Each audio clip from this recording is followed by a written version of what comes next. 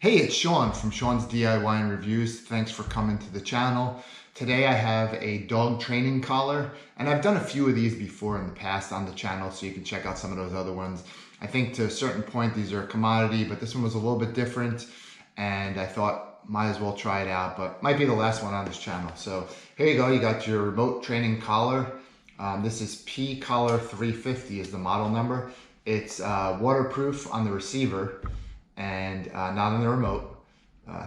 It has a number of, it has 8 levels of vibration and 16 levels of shock. Now I don't like to do the shock on my pets. Also, the interesting thing about this one is it has a nice digital display. The other ones that had, some did, some didn't. But let's open this box up and see what we have inside. Okay, so here's all the specs on the back. I don't think it comes with these specs, but other than that, here are the specs on the back, tone and vibration. You can make it into a 2-dog system. I think you just have to get another one of these collars. So with that, if you want to see any more about the information on here, you're welcome to just pause the video and take a look from there. So go ahead and open this part up. And I will leave a link in the description below to where you can find this collar. So here's the remote, and yeah, it's pretty nice. It's got the little horn looking thing for the beep.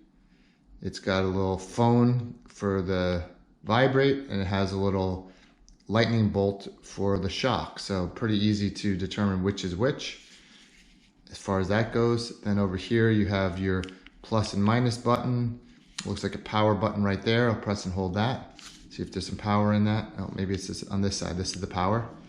As you can see, 1 and 1. So it looks like the levels on each thing can be raised independently. So there's the vibration level, and then I'll hit the shock, and then it changes to the shock level. So you can do those levels independent of each other. So maybe you want a stronger vibration and a light shock. I don't use the shock at all. And then you could also have the beep. So that's your remote, power over on this side, volume rocker over here, and then this one switches between collar 1 and collar 2. So if you have 2 different dogs, you can set each one up on a different collar. Also in the box you get a, looks like a USB to a proprietary double circle kind of attachment, and that's what you have there. Personally, I like USB or USB-C better because if I lose this cord, I guess I won't be able to charge this. So it's important not to lose this. So I would have liked to see USB on it, but it's fine. It comes with the cord that you need. Here are the little rubber covers as well as the little shock metal pieces. I just throw these aside because I don't use them.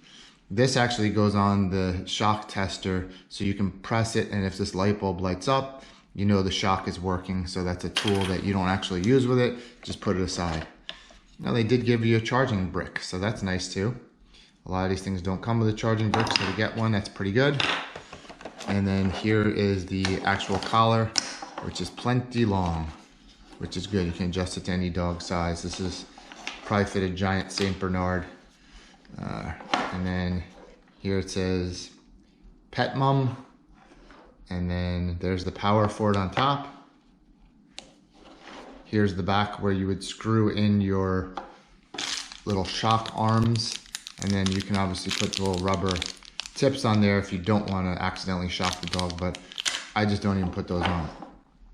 So here we go. We turn this, check this out, make sure that we're on channel 1.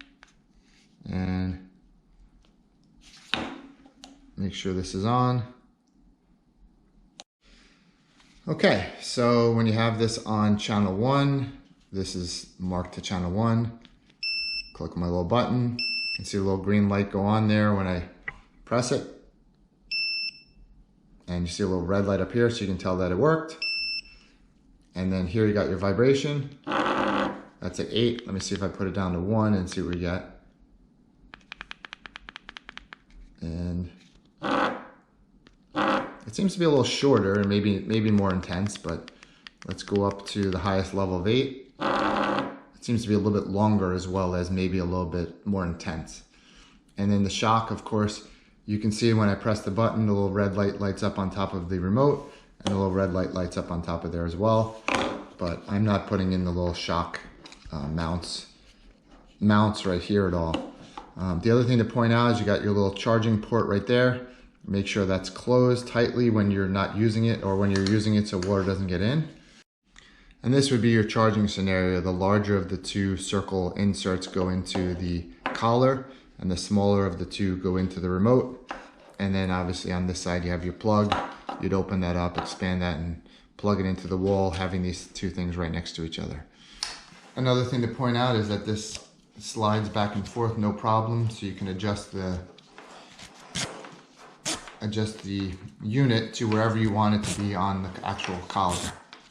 It just slides back and forth, nice and easy. So we'll put it on my dog and see how it looks from there. So here is the collar on my dog, and he's a good size. So yeah, here it is, sitting on him. And you know, as big as he is, the collar is plenty bigger. So you can stretch it to probably about as big a dog as you possibly can get. So it does all the beeping, the vibrating, everything you need.